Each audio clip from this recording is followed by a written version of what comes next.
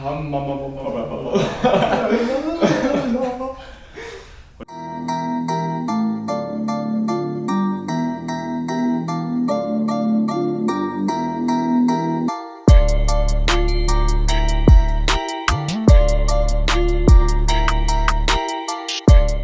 up, guys? Welcome to Dyna Demos. I'm Rod. I'm Lego. And today we're going to be installing the Custom Dynamics license plate bracket on Lego's stock fender on his 2016 Dyna Lowrider S. Make sure you guys like, comment, and subscribe. Thank you. So the reason that I'm doing this is because I had this bracket attached to my swing arm down here, and this is where my license plate used to be, but we were riding the other day. Actually, we were trying to shoot a moto vlog, and it just ended up snapping off. Rod had to avoid it because it went bouncing down the highway.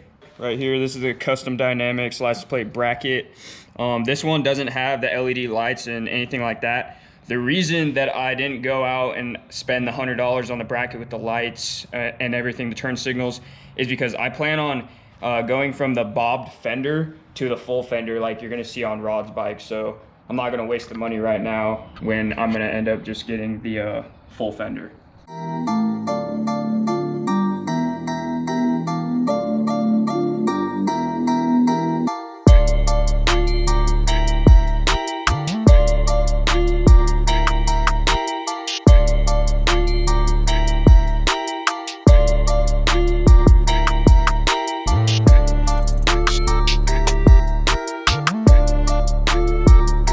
Now I'm gonna start off with a pretty small bit, and then I'm gonna work my way up to the same size as the screw that's gonna be used to hold the license plate on.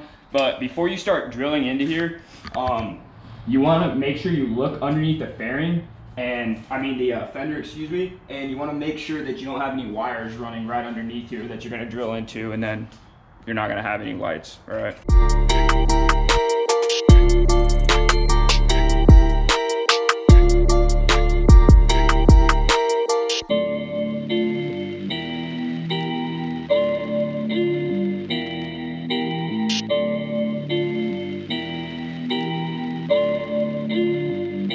You just have to be careful when you're doing this because you don't want the bit to end up wandering and poking or scratching your paint. So let's see how it came out. Pretty good. So I'm not gonna be using Loctite. I know you guys are probably gonna beat me up for this, but check it out. Self-locking nuts, so I'm not even worried about it. What I'm gonna do is you're gonna take the rubber piece, you're gonna put it on the fender, and then you're gonna grab your bracket, you're gonna put it on there, try not to scratch your fender. You're gonna put the hardware through, and then you're gonna thread the nut on the back side.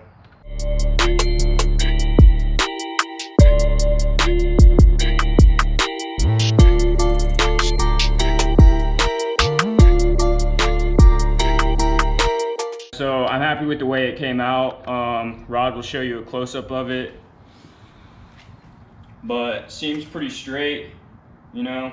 Like I said, this is only a temporary fix for now, so honestly I'm not even really worried about it, but we try to get it as straight as possible, and I'm happy with that. Alright guys, that's going to do it for the Custom Dynamics license plate bracket install. Thank you for watching. I'm Rod. I'm Lego, and hope you enjoyed the video. Make sure you guys like, comment, subscribe, and let us know what you think. Thank you.